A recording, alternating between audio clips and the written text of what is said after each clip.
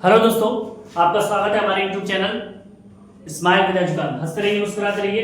आज हम आपको रूस के बारे में बताने वाले हैं, जो हमारा हिस्ट्री का चैप्टर 2 है। रूस का बदलता दौर। रूस में क्या क्या घटनाएं हुई, पहले हम आप पूरे चैप्टर की कहानी के रूप में आपको समझाएंगे। उसके बाद चैप्टर का हम नोट्स प्रोवाइड करते हैं, जिसमें हम आपको एक एक 1 बाय 1 स्टेप बाय स्टेप पढ़ाते हैं। तो बहुत समय पहले की बात है, एक बड़ा देश था जिसका नाम क्या था बेटा, रूस। वहां के लोग 2 भागों में बटे हुए थे, या कह सकते हैं वहां का समाज जो था वो 2 भागों में बटा हुआ था। एक तरफ थे बेटा अमीर लोग, एक तरफ कौन थे, अमीर लोग, जिनमें कौन थे, जमींदार और राजा। दूसरी तरफ थे बेटा गरीब किसान और मजदूर। ध्यान रखिएगा, गरीब किसान और मजदूर। तो क्या बताया हमने, एक रूस नाम का बहुत बड़ा देश था जिसमें समाज 2 वर्गों में बटा हुआ था। एक था बेटा अमीर वर्ग, एक था गरीब वर्ग। अमीर वर्ग में आते थे जमींदार और राजा, और गरीब वर्ग में था बेटा हमारा गरीब किसान मजदूर। अब रूस पर शासन किसका था, जार निकोलस द्वितीय। रूस पर किसका शासन था बेटा, जार निकोलस द्वितीय। एक ऐसा राजा जो अपनी प्रजा की समस्याओं को ज्यादा महत्व नहीं देता था। यानी किसका राजा था, जार निकोलस द्वितीय का। यानी ऐसा राजा जो कभी अपनी प्रजा की समस्याओं पर ध्यान नहीं देता था, महत्व ही नहीं देता था, अपनी मस्ती में मस्त था। ठीक है ना। जैसे फ्रांस में थोड़ा सा हमने पढ़ा था, तो गरीबों को एक बताओ मुश्किलें थी। क्या क्या मुश्किलें थी, पहली थी बेटा कि देखो रूस के किसान बहुत ज्यादा मजदूर थे। रूस के किसान सब गरीब थे, मजदूरी वर्ग का काम करते थे, तो वो बहुत परेशान रहते थे। अब गरीबों के सामने मुश्किलें क्या आती थी, एक तो उन्हें मजदूरी कम मिलती थी बेटा। सबसे पहली बात क्या है कि उन्हें तनख्वाह मजदूरी कम मिलती थी, काम ज्यादा कर रहे हैं मजदूरी कम मिलती थी। दूसरी बात, काम के घंटे बहुत लंबे थे। कोई पता नहीं 8 घंटे कर रहे हैं, कभी 10 घंटे कर रहे हैं, कभी 12 घंटे कर रहे हैं। राजा को अपना काम निकालना था केवल, और राजा अपने काम निकालने के चक्कर में सारा जो मजदूर वर्ग थे उन पर बोझ डाल देता था।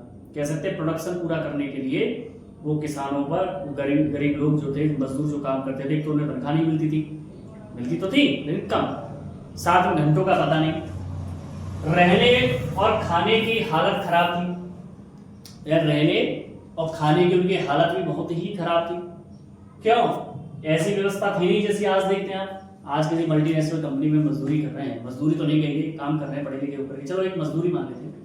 आज एक मजदूर किसी के यहाँ काम करता है तो उसे वेतन भी अपने मुताबिक चुनने की आजादी, काम के घंटे चुनने की आजादी। अगर वो काम ज्यादा करता है तो अतिरिक्त पैसा भी लेगा, जिसे हम ओवर टाइम के नाम से जानते हैं। लेकिन ऐसा उस समय नहीं था। फिर भी अमीर लोग आराम की जिंदगी जी रहे थे, और अमीर लोगों के पास तो यही था। गरीबों की मुश्किलें इतनी थी, उन्हें तो कोई फर्क नहीं था। अब नई सोच का जन्म कैसे हुआ, देखो कुछ लोगों ने सोचना शुरू किया। कब तक चलती कहानी, जब आदमी पर परेशानी आती है तभी वो सोचना शुरू करता है। भाई मान लीजिए लॉकडाउन जैसी स्थिति बनी, तभी हमने सोचना शुरू किया, तभी हम आज ऑनलाइन प्लेटफॉर्म पर पढ़ा रहे हैं कि कल को ऐसी स्थिति ना आ जाए, है ना। तभी लोगों के अंदर जागृति और भी पैदा हुई, पढ़ना चाहिए। सरकारी नौकरी वालों की तनख्वाह आती रही, लेकिन प्राइवेट सेक्टर में काम करने वाले सभी बेरोजगार हो गए। तो इन चीजों ने भी सोच पैदा की। ऐसे ही गरीबों की जिंदगी पर कम तनख्वाह मिलना, है ना, काम के घंटे निश्चित नहीं, रहने की अच्छी व्यवस्था नहीं, तो इन चीजों ने उनके दिमाग में एक नई सोच पैदा कर दी। क्या ऐसा समाज नहीं हो सकता जहां सभी को बराबरी मिले। ये सबसे पहले उनके दिमाग में क्या आई कि क्या ऐसा समाज नहीं हो सकता जहां सभी को बराबर का अधिकार मिले, अमीर हो गरीब हो सभी के लिए बराबर हो, जैसा कोई काम करे वैसा तनख्वाह है वैसा मिले। यहीं से जन्म हुआ समाजवाद का। यानी किस शब्द का जन्म हुआ, यहां से जन्म हुआ समाजवाद का। समाजवाद किसे कहा जाएगा, जहां पर सभी को बराबर का अधिकार प्राप्त हो। तो समाजवाद की उत्पत्ति कहां से हुई, जब गरीबों के सामने समस्याएं आने लगी, गरीब अपनी परेशानियों को ढकेल रहे थे या परेशानी से लड़ रहे थे, उन चीजों से तंग आकर के उनके दिमाग में बात आया कि हाँ ऐसा समाज नहीं हो सकता जहां पर सभी को बराबर का अवसर मिले, अधिकार मिले। तो इसी बात पर समाजवाद की उत्पत्ति हुई बेटा। अब आगे चलते हैं कि समाजवाद का मतलब क्या होता है। जैसा मैंने बताया बराबरी का अधिकार, तो सबको बराबरी का अधिकार मिले, नंबर 1, सबको बराबरी का अधिकार मिले।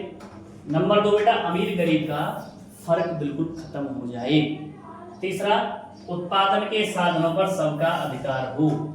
उत्पादन के साधनों पर सबका अधिकार हो, ऐसा ना हो कि कि केवल उत्पादन करने वाले अमीर लोग ही उसका लाभ उठा पाए, गरीब लोग उससे वंचित रह जाएं। तो क्या आया समाजवाद की कि सभी को बराबर का अधिकार मिले। नंबर 2, अमीर गरीब का फर्क खत्म हो जाए। नंबर 3, उत्पादन के साधनों पर सभी का बराबर अधिकार हो। यहां से हम दूसरे पॉइंट पर चल रहे इसी कहानी में कि एक क्रांति हुई जिसे बोलते हैं 1905 की क्रांति, खूनी क्रांति बोलते हैं, जिसे ब्लडी संडे बोलते हैं, रविवार की क्रांति भी बोलते हैं। 3 नाम बता दिए मैंने आपको, 1905 की क्रांति, खूनी क्रांति, रविवार क्रांति। डिटेल में हम आगे बढ़ेंगे, फिलहाल हम कहानी को आगे बढ़ाते हैं। एक दिन मजदूर अपने अधिकारों के लिए शांतिपूर्ण प्रदर्शन कर रहे थे, लेकिन जार की सेना ने, जार कौन, जो राजा था रूस का, जार निकोलस द्वितीय, उसकी सेना ने उन पर गोली चला दी। इस घटना को कहा गया खूनी रविवार, तो वो रविवार का दिन था। तो मेरे प्यारे बच्चों, क्या आपको ये कहानी 1905 की घटना किसी और घटना की भी याद दिलाती है? बिल्कुल दिलाती होगी। हम क्लास 10 के चैप्टर 2 को पढ़ेंगे, भारत और राष्ट्रवाद, जहां पर जलियांवाला बाग हत्याकांड हुए थे। वहां पर लोग शांतिपूर्ण प्रदर्शन कर रहे थे। ऐसा ही 1905 में रविवार के दिन मजदूर शांतिपूर्ण वार्ता कर रहे थे, शांतिपूर्ण प्रदर्शन कर रहे थे, लेकिन जार की सेना ने धुआंधार गोलियां चलाई या धुआंधार कह सकते लोगों को मार दिया। इस घटना को ब्लडी संडे, रविवार की क्रांति, खूनी क्रांति या खूनी रविवार या 1905 की क्रांति कहते हैं। अब बताइए इस बात से लोगों का क्या हो गया बेटा? गुस्सा तो आया, गुस्सा बढ़ गया। फिर 1917 की एक बड़ी क्रांति हुई। 1905 की घटना ने इतना झकझोर दिया लोगों को कि उनके अंदर गुस्सा भर गया। 12 साल के गैप के अंदर अंदर लोग समझ गए कि अब हमें इससे भी बड़ी क्रांति करनी होगी और हमें इस राजा से छुटकारा पाना होगा। तो 1917 की बड़ी क्रांति हुई, समय बीता और 1917 में 2 बड़ी घटनाएं हुई बेटा। एक फरवरी की क्रांति और दूसरी अक्टूबर की क्रांति। 1917 में 2 क्रांतियां हुई, फरवरी में और अक्टूबर में। तो जनता ने जार के खिलाफ विद्रोह किया और जार निकोलस को अपनी गद्दी छोड़नी पड़ी। तो फरवरी में क्रांति हुई 1917 में, जिसमें जनता ने इतना विद्रोह किया कि जार निकोलस को अपनी गद्दी छोड़नी पड़ी। अक्टूबर की बात करते हैं। अक्टूबर की क्रांति में एक नेता थे बेटा, लेनिन, जिन्होंने क्या किया था? मजदूरों और किसानों का नेतृत्व किया, गाइड दिया। इन्होंने गाइड दिया कि भाई आप ऐसा करिए। तो किसानों और मजदूरों के वो नेता कह सकते हैं लेनिन। सरकार पर कब्जा किया। अब रूस बन गया समाजवादी देश। जब जाकर के रूस समाजवादी देश बना, जहां पर सभी को बराबर का अधिकार मिला बेटा। समाजवाद की अवधारणा यहाँ पर पूरी हुई। तो आप ये बताइए क्या क्या बदला इसमें?